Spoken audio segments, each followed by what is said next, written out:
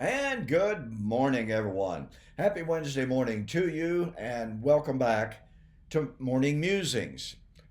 My name is Don K. Preston. I am the president of Preterist Research Institute of Ardmore, Oklahoma. Can't tell you how much I appreciate you being with me. Please do me a favor.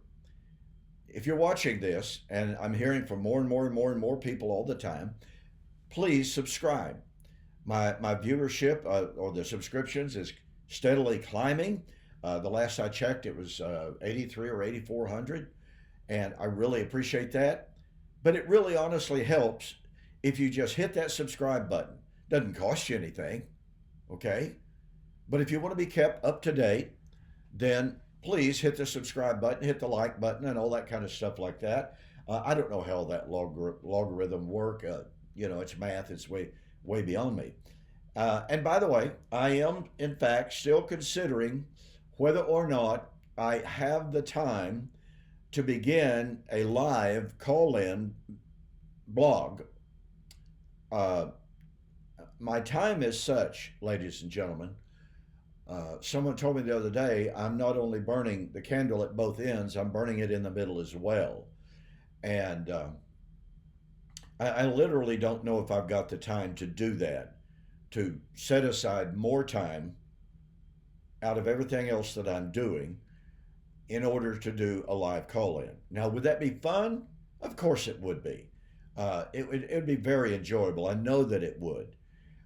But it's just a question of whether or not do I have any, quote, extra time. But there's some major projects that are hanging fire out here. I'm working on my book on the millennium, and as soon as the debate with Dr. Richard Carrier is over on the 26th of this month, 2024, October 2024, I'm diving right back into that full time. I've kind of set it aside, but that's right now. That's number one priority. And when I'm focused on a book, on producing a book, on researching for a book, I have to tell you, not much gets in my way, and not much distracts me. And so I just honestly do not know at this point. But I'll keep you posted. I'm certainly not afraid to do that. I've had people suggest, oh, well, you're just afraid to have open mic, Q&A because people are going to ask you questions that you don't want to face. Good grief. I've been doing this for an awful long time. Really, honestly, I have. Are there some questions out there that I don't always have what I feel is the best answer in the world because I'm still studying it and I don't have a problem saying, you know what, I'm still studying that. I am. I'm unsettled on that. And if a Bible student cannot be granted that liberty and that grace, then the people making that accusation have a problem. The problem's not mine, it's theirs. Okay? So anyway, the idea that Don Preston is afraid to answer questions is pretty ludicrous, and it comes from a jaundiced mind, to be honest about it. So anyway, I'm thinking about it. I am. I'm truly thinking about it. Okay, got to get back to it. Got a long ways to go. Okay. Let me remind you of what we're doing. We're studying the subject of Succot, Israel's final feast day. And the imagery is the harvest. The harvest at the end of the age. The harvest, that is, the resurrection. Now, I shared with you how Revelation chapter 7 and Revelation chapter 14 depict for us the salvation of the righteous remnant of Israel at the end of the age. Now, one of the things I need to point out here is that Revelation chapter 7 depicts this 144,000. They're holding their lulav and their etrog, celebrating Feast of Tabernacles. And they're made the promise. Yahweh said, I will lead you to rivers of living water. Now, this is a little bit of a digression from what we've been covering, but it's important because you see, on or during the Feast of Tabernacles, and you know what? As I sit here, I think, no, that's too much of a diversion. I'm not going to do that yet. So that's a teaser, all right? It's a teaser. Give some thought to Succot and the ceremony of the pouring of the water, and Jesus in John chapter 7, 35 and following. Just give that some thought and give that some study, because it's all tied together. And what it means, very briefly, ever so briefly, what it means is that although those in Revelation chapter 7 are holding their lulav and their etrog, they haven't yet received the resurrection. The resurrection is right around the corner. In other words, the 7-day celebration of Succot has begun, but it hasn't been consummated. And we'll talk about that. Okay, so sorry to tease like that, not really, but I thought, well, I'll do this, and I want to develop this all by itself later on. Okay, so in Revelation chapter 7, Revelation 14, we have the 144,000. And in Revelation chapter 14, it is posited specifically, number one, at the time of the judgment of Babylon. Who is Babylon? Well, some former preterists tell us, well, it's any city and every city, which, to be honest about it, makes no sense whatsoever in this world. It doesn't even make good nonsense. Any city and every city?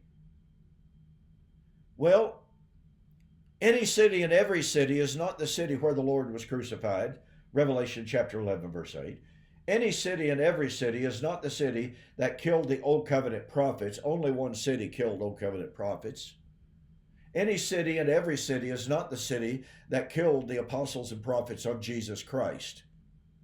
Any city and every city is not the city that, when John wrote, had her cup full of the blood of the martyrs and of the saints of Jesus Christ. I mean, the utter, forgive my bluntness, the utter ridiculousness of trying to universalize Babylon and to make it make that language, to make those accusations, those specific accusations against Babylon refer to, quote, any city and every city, that has no connection, no basis, no foundation in logic, in hermeneutic, in exegesis, in fact, or in truth. It is it's off the wall. Okay, I'm sorry. It's just off the wall. And it's just illustrative of how far people will go once they reject the truth, and they are determined not to return to the truth. That's just my opinion, of course. Now then, so this harvest is set in the context of the judgment of Babylon. And it is set in the context of the coming of the Son of Man on the clouds with a sickle to harvest the earth. Now, I suggested to you yesterday that what's happening here is drawn directly from Daniel chapter 12. Daniel chapter 12, Daniel was given the vision of the time of the end, the Suntolia, Kairos, the consummation of the appointed time. And at that appointed time, what do you have? Resurrection. Resurrection in Daniel 12 is posited at the time of the end, when the righteous would shine forth as the stars in the firmament. That would be fulfilled at the time when the power of the holy people was completely shattered. Daniel chapter 12, verse 7. Very quickly, coming forward to Matthew 13, Jesus' great parable of the harvest. The harvest, when the Son of Man would send forth his reapers, and they would gather together the tares first, cast them into the fire, and gather the wheat into the barn. Now, when would the harvest be? At the end of the age. Daniel said it would be at the time of the end. Jesus said it would be at the end of the age. And Jesus said it would be at the suntelia tu aeoniu. That's the Greek term. It's only used 6 or 7 times in the New Testament to speak of the same identical time. And contra Kenneth Gentry, who says it's always about the end of time, no, it is never about the end of time. Okay, so Matthew 13, the Son of Man sends forth his angels, and they shall gather together out of the kingdom all things that offend. Matthew 13, verse 43. Then shall the righteous shine forth in the kingdom, which is Daniel chapter 12. So here's Daniel chapter 12, the end of the age, the time of the resurrection, and the righteous shining forth as the stars. Here's Matthew 13, the end of the age, the resurrection harvest, when the righteous would shine forth in the kingdom. But Daniel chapter 12, the end of the age would come, the resurrection would come, the righteous shining forth in the kingdom would come, when the power of the holy people was completely shattered. Here's Matthew 13, the end of the age, at the coming of the Son of Man, when the righteous would shine forth in the kingdom. Now, if you're going to posit Jesus talking about a different end of the age than Daniel chapter 12, which would be at the destruction of the power of the holy people, then you better have some awfully good exegetical, textual evidence for it. Then we come to Revelation chapter 7, chapter 14. And you have the coming of the Son of Man on the clouds of heaven at the time of the harvest. Is this a different coming of the Son of Man at the time of the harvest from Matthew 13? And is it different from Daniel chapter 12? I am literally shocked at times. I shouldn't be after all these years, but I'm literally shocked at times when I read commentators trying to escape the force of the beautiful connection of all of these dots between Daniel, Matthew, Revelation. And they say things like, well, Revelation 7 and Revelation chapter 14 doesn't use the term end of the age. It doesn't use that Greek term, suntelia tu aeonion. Therefore, it must be different. Argumentum ad desperatum. Pure and simple, that's all in the world it is.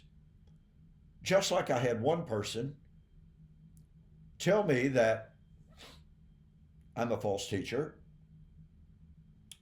because I make the argument based upon 1 Corinthians chapter 15, 55, and 56 that the resurrection would be at the time of the end of, quote, the law that was the strength of sin, unquote. And because I make the argument, which is absolutely, totally valid and true and irrefutable, as far as I'm concerned, that the law that was the strength of sin was the old covenant law. Therefore, resurrection was to be at the end of the old covenant age, the end of the law of Moses. And this individual told me in a Facebook comment earlier this week, well, Preston, what you have a tendency to go to text and you pick out a keyword, you pick out a key phrase or two, and you quote that, and then you ask a bunch of questions based upon that. You fail to understand that the term the law is barely used in 1 Corinthians at all. Therefore, you're abusing it. What? Really? Seriously? This is how people argue. So I'm supposed to believe that because 1 Corinthians only uses the word covenant just a very few times, or I should say that it only uses the term the law a very few times, that Paul in 1 Corinthians 15 could not be referring to the law of Moses in 1 Corinthians 15. I'd like to know what book on hermeneutic this individual drew that rule from. I would really like to know what hermeneutical principle they're appealing to. There is no hermeneutical rule that justifies such an argument. It is beyond illogical. Once again, it's argumentum ad desperatum. But I hope you see all of these connections that I've been making here, ladies and gentlemen. This beautiful, beautiful harmony between Daniel 12, Matthew 13, and by the way, we could do Matthew 24, and probably will, and Revelation. Because all of this, ladies and gentlemen, is interconnected with the Feast of Harvest, Succot. So when in Revelation we have the harvest at the judgment of Babylon, and this is the time of the salvation of Israel. Folks, this puts eschatology squarely in the context of the fulfillment of God's promises, Old Covenant promises made to Old Covenant Israel. It removes it entirely from the context of the end of the Christian age. Are you going to tell me that the end of the Christian age / harvest / resurrection, in fulfillment of Daniel 12, in fulfillment of Matthew 13, are you going to tell me that the fulfillment of God's Old Covenant promises, are you going to tell me that the fulfillment of the Old Covenant doesn't take place until the end of the Christian age? Is that what you're going to try to argue? That's not going to work. I'm out of time. I think you can see why Succot would be the joy of the nations. And we're not yet through with Revelation. And we're not yet through with 1 Corinthians 15 and Succot. So, we'll cover that later. Get a copy of my Succot book as well as Telos. Save yourself $20. In the meantime, be with me Friday morning as I continue my review and response of Brian Hodges' book, Problems with Preterism. And then on Friday night, of course, Mike Sullivan and I on preterist apologetics. We have a great time, have a ton of fun. Be with us on Friday. I'll see you there.